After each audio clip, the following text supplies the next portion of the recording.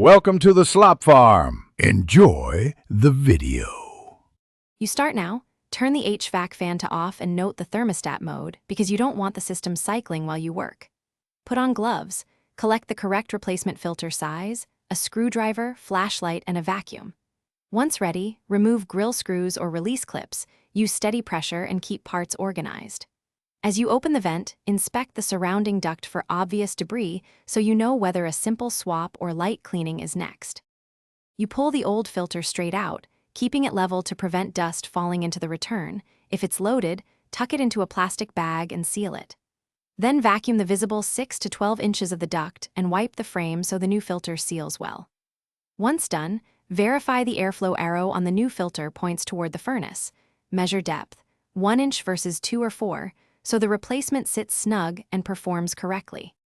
You slide the replacement filter into the slot with the airflow arrow pointing toward the furnace. Press it flush, avoiding gaps that let unfiltered air bypass. Reinstall the grill and fasteners, restore power, and return the thermostat to its previous setting. Then observe system startup.